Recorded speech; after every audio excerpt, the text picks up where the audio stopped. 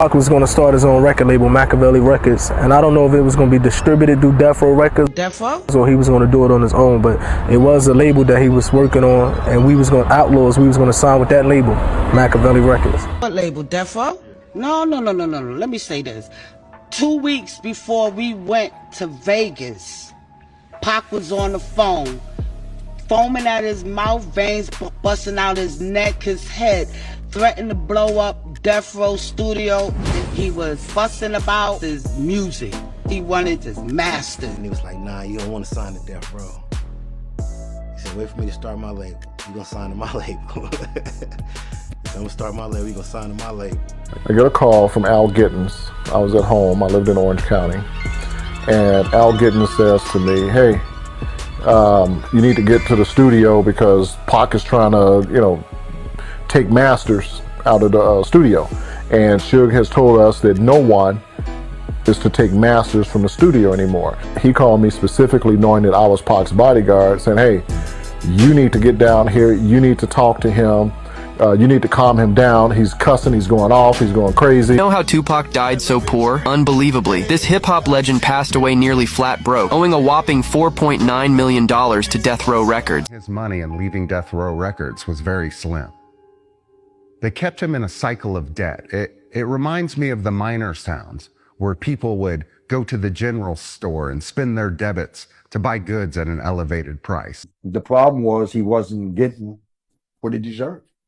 Pac would have to go ask for a bunch of royalties. Pac would say, where's my money? And then they would always deliver a car. Found out later it wasn't even in his name. They would buy him a house. Found out it wasn't in his name. If the record company's controlling the numbers, then the record company's controlling the artist. Send them to a jewelry store. He'd buy everybody. Suge said, go on down this jewelry store and buy yourself some jewelry. Spend $40, $50, $60, $70,000, buy his boys some shit. Found out later, they took this out his royalties. Tupac's All Eyes on Me album sold over 5 million copies, bringing in more than $60 million for Death Row. But when he died, his financial situation was a mess. He had no real estate, no stocks, and not even a retirement account. The mansion he lived in, it wasn't even his. After Tupac's death, the only valuable inheritance his mother received was a Mercedes SL 500. Months after her son's murder, Tupac's music continuing to bring in tens of millions of dollars. I discovered he had next to zero. Next to nothing. I discovered that the home that he had thought that he had just bought was not his. In a gangster rap version of an old Hollywood story, Tupac Shakur now wants to know whether her son Tupac was cheated out of his money by a man he had come to trust. This man, Marion Suge Knight, who owns the record company Tupac worked for, Death Row Records. In the last 6 years, Knight, a 6'3", 330-pound former bodyguard with a violent criminal record and ties to Los Angeles street gangs, has become one of the most powerful and feared men in the music business. If I was so bad, I would have no success. God definitely do not like ugly. We talked with Knight late last year in jail, where he was being held for alleged parole violations, which have kept him behind bars ever since. Knight has denied doing anything to cheat Tupac, and he spoke at length about how he helped young black artists survive in the cutthroat music business. I know business. I know how to take my artists and make them superstar status and make them get what they deserve. Tupac Shakur says her son deserved a lot more than he ended up with. I'd say that the entertainment business is a business of prostitution and thievery. And that was rampant around my son's talent. Afeni, this is no joke. They're going to come after you. They're going to come after his music. You need to get lawyers that know how to deal with estates. And you need an accountant that can account for his money. Afeni formed a legal team to dig into Tupac's finances. She was in for a shock. Tupac was broke. For Suge money, none of us got it. At the end of the day, everybody broke. Everybody is broke. Everybody is still in the hood. You know what I'm saying? Ain't nobody got nothing. So it was a waste of time and a waste of lives. Tupac and everybody else from up under that. So he was actually spending his own money as opposed to you giving me my money and letting me spend it the way I see fit. Yeah. It was never that. I think he had about $200,000 in his account when he died. If Pac was alive, he'd be bigger than all of them. Jay-Z, he'd be a billionaire. There's no doubt in my mind. With his acting and his music, there's no doubt in my mind. According to insiders, Tupac's assets were always controlled by Death Row Records. The company created a lavish lifestyle for its artists, including luxury cars and mansions. But these seemingly impressive assets didn't actually belong to the artists. The cars and houses were mostly leased, with the true owners being Death Row's founder, Suge Knight, and his business partner, Kenner. What's even more outrageous is that Death Row charged Tupac for other artists' expenses, like Nate Dogg's child support. This not only eased the company's financial burden, but it also created the illusion that Tupac was drowning in debt. First time it was made aware to me that there was a problem with Tupac and Death Row was on the set of Gridlock. I remember hearing that Tupac's $700,000 check for acting in Gridlock had also gone to Suge. And Pac was on the phone yelling and screaming about, why the f***'s my movie money coming to you? Right? So friendships and brotherhoods and all that's great. But if your business and your money's not good, come on, bro, you got to feed your family. You got to make whatever move you got to make to feed your family. Yasmin, who was Yak Fula's mom, was Tupac's assistant. And she had called me that evening and said, I'm going to come down to the set. I need to talk to you and Kevin Hackey about some things that's going on with Pac and Death Row. She didn't go into any great details about anything. And she told us basically to step up our game and watch him. A lot of people have said they were like brothers or whatever. I only got to see the experiences of him yelling and screaming either at Suge or Death Row employees trying to find out where his money was. For sure felt like, man, I only got 2 hours out of you now. And he said, no, I did All Eyes on Me. That's a double CD. And then here's Machiavelli. So, and I know the original thing was the 3 because I actually had, in my contracts, I had copy and paperwork of the contract they did. You know, the one they wrote out with their hand. You know, that was in my contracts. So he considered it complete. One of the reasons he put out Machiavelli because he was about to start his own label. Started from scratch with Death Row, a new company. I was independent when I was Tupac. Me Against the World, I just bought my old managers out. I had it all now. I re-signed to be a part of it for my own, for this to make my own shit bigger. And now I got Machiavelli Records. And Machiavelli is the first artist on that. And then One Nation is the second artist on that. And then I'm signing Greg Nice and Smooth. And he was like, nah, you don't want to sign to Death Row. He said, wait for me to start my label. You're going to sign to my label. He said, I'm going to start my label. You're going to sign to my label. To either me or Quest. I got another group at Quest, Ghetto Stars. That's like an offshoot of the Outlaws. You know what I mean? I got New Jersey as part of the West Side now. You know what I mean? We just like war. We put our flag in Jersey. We ain't taking over Jersey. It's still East Coast. But it's just the West Side. There's now a West Side to New Jersey.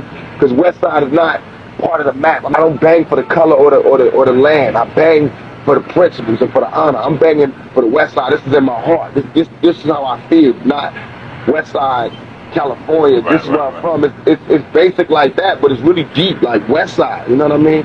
When I be throwing at the W, it ain't for California. I love California, but the W is for just the East Side, it's the West Side, it's the middle America, and we divided. And that's why I throw this up. We at war right now. W for war. You understand? And when we all get together, when the East Coast and the West Coast and the Middle America get together, we got power. And that's when I won't throw it up no more. Because his contract was just for 3 records.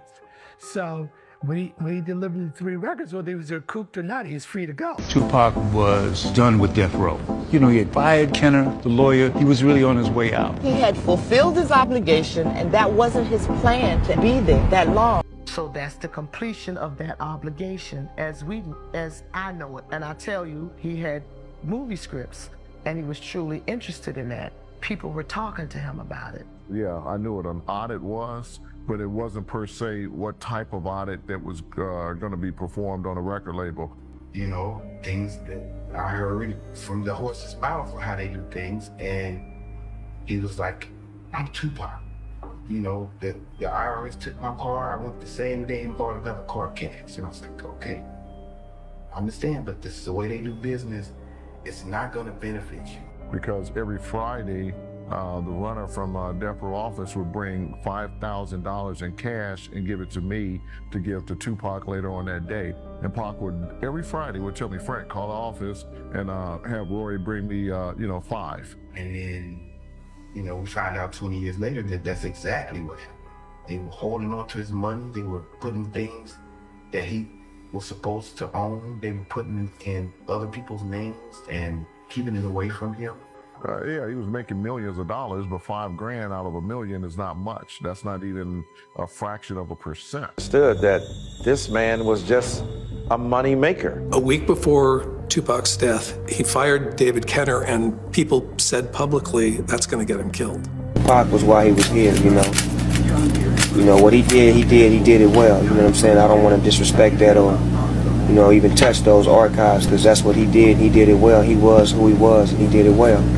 So you won't see me doing no Tupac remakes or trying to bring a song I did with him when he was alive out, because I don't believe in that. Because if his mama not making the money, nobody should make the money off of the project. And you know, a lot of people get in the situation misconstrued by doing his music and not paying his mama and paying Suge, when his mom should be getting the money. Suge made enough money off of all of us to where he shouldn't get a dime off of Tupac.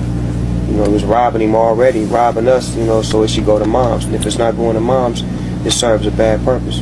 If those tapes, whose value is in the hundreds of millions of dollars, were removed from Death Row, it may have led to a break in the relationship between Death Row and Interscope. Even if we consider the royalties to be earned a secret worth lying for, consider this. At the time of his death, attorneys for Shakur's estate claim there was over $13 million owed to artists like Shakur for work already done. Not just the singer, but the technicians, board operators, musicians, all owed money. And Death Row had not paid them. Did Tupac ever talk to you about an alleged nine-figure deal that he had on the table with Quincy Jones? No. Have you ever heard of that? No. Mm-mm. That supposedly he was about to sign this record deal for $100 million. Now I didn't never hear about that. It was supposed to be like a distribution deal, and that Quincy Jones was gonna like. Wait a minute. He was gonna was this for music or this was for his film company? Because I did hear about the film company Euthanasia, and that I don't know that, but I didn't hear that he was gonna sign with Quincy. But I do know that he was trying to do that because he was trying to get into making movies and writing, you know, scripts and things like that. Yeah, did he ever tell you anything about that? Nothing about with Quincy, because when he was with Kadada, me and him worked on the ons. So I don't have any information pertaining to anything to do with her or her dad. Okay. All right. So this contract that Pac had you witness between him and David Kenner, let me see. I'm gonna send it to you. Or unless you know exactly which one I'm talking about. I know. The contract. I know. Okay. So can you take me through this day? What was the entire day like? Did Tupac kind of have to prep you before David Kenner came to the prison? Or was it just kind of like on a whim? Like since you were sitting there like, hey, Des, I need you to witness this. Oh, it was definitely because I was there on the visit with him before they even came in. Do you think Pac was leaving Death Row? I mean, shit, he had 3-album deal. He dropped 2 already, was working on the next one, and he said he was going to do his thing with Quincy Jones, and that I want to come, you know. So, you know, I mean, I was all with it, you know. A lot of you've been asking me, or a lot of you've got opinions on whether Pac was going to leave Death Row or not. Pac was leaving death row. Pac called us. He was at his house in Malibu. He's like, I got to read a letter to you. He read the letter. The lady was like, your life is in danger. Get off of death row. He don't know who she was. She was a fan. When he finished reading the letter, he looked at us and he was like, what do you think? We really, I don't think we really had anything to say, but like, wow. You know what I mean? Like, who is she? What do she mean? Your life is in danger. You have to hurry up and get off of death row. What's the story behind Tupac euthanasia chain? When Pac got that euthanasia chain, he thought it was like something artistic where he was like, I think it's had wings. Like, he said we wanted to have wings like an angel, but the face of the creature was like a demon holding a gun. And he said, this is pretty much what we go through. We have a side of us what we want to do, but we also have an evil side of us. So he was trying to portray that, that message through that euthanasia chain. Euthanasia was the name of his production company, if I'm not mistaken. People now, they call it the angel of death. When Pac did it, he didn't call it the angel of death. He just said, I want an angel with a demon face or whatever, because he felt like that's what everybody was fighting, the good and bad of themselves. But, after they died, people started saying, oh, it's an angel of death. And nobody even know what the angel of death looked like, to be saying, to say it's the angel of death. Case is going in and out of prison, and it got to the point we say he don't want to live anymore. But I remember was a time when we went to Death Row Records, and Pac sold about 20 million records. He put a record out, All Eyes on Me. And Pac started to say, it was one time we was in his living room, he started to say to me and the Outlaws, he said, do you remember how I used to always speak about death? Yeah. He said, but now that I have all this money, he just bought him a nice house on the beach in Malibu. He just bought him a Rolls Royce. He said, but now that I have all this money, I don't want to die anymore. And a few months later, unfortunately, that's when he got murdered in a drive-by shooting. We look at death from a selfish side, like, that guy died. Oh, it's so sad. Why is it sad? He's away from all of this bad stuff that's here on earth. At the worst, he's just somewhere quiet, nothing. At best, he's an angel, or he's at the next existence, or he's a spirit somewhere, What is so bad about that? It's only bad for the people who he left, because you guys are mad. That's like some crab in the bucket type stuff. It's harsh analogy, but that's what it's like, though. September 1996, the world lost Tupac at age 25. But long before the tragic night in Las Vegas, a different kind of war was being fought in the executive offices, the recording booths, and inside Tupac's own mind. It was a war over control, ownership, and millions of dollars. October 1995, Tupac walks out of New York's Clinton Correctional Facility, greeted by Suge Knight waiting on the tarmac with a private jet. To the world and to Tupac, Suge Knight was the savior who posted a staggering a $1.4 million bail when nobody else would. It was the ultimate bond of loyalty, or so Tupac was led to believe. Years later, industry insiders and corporate records blew the lid off the myth. Suge Knight didn't risk his own millions to spring pack. Behind the scenes, Interscope Tupac former label funneled the $1.4 million through Death Row because corporate red tape stopped them from doing it directly. But Suge Knight slapped his name on the rescue, turning corporate funds into a psychological leash. That fake debt became the ultimate leverage. Tupac walked straight from a prison cell into a recording studio, churning out the double album All Eyes on Me in record-shattering time, just to pay off a debt that wasn't even Suge's to collect. Every legal fee, every video shoot, every security detail was billed back to Pac at astronomical rates. Despite generating tens of millions of dollars, Tupac died with barely 5 figures in his personal bank account, while Death Row locked down his masters. And that is why Tupac had to leave. By mid-1996, the illusion was shattering. Tupac realized he was working for a gilded cage, not a brotherhood. He was actively planning his escape, building his own independent foundation, Machiavelli Records, operating under the broader enterprise Euthanasia, designed to take back his art, his masters, and his financial freedom. If Tupac had known the truth about his bail from day one, his loyalty might have shifted. He would have cut ties sooner, kept his catalog, and stepped into hip-hop history not just as an icon, but as an independent mogul. Even after his death, the battle didn't stop. Tupac's mother, Afeni, stepped into the front line to wage a relentless legal war against Suge Knight and Death Row. For years, she fought through audits, arbitrations, in bankruptcy courts to tear her son's catalog away from Suge's failing empire. Finney refused to let Death Row profit off a ghost, ultimately clawing back unreleased master tapes and securing the estate's rightful control. Suge Knight built an empire on manipulation, but he didn't count on a mother's fierce dedication to finish the war her son started.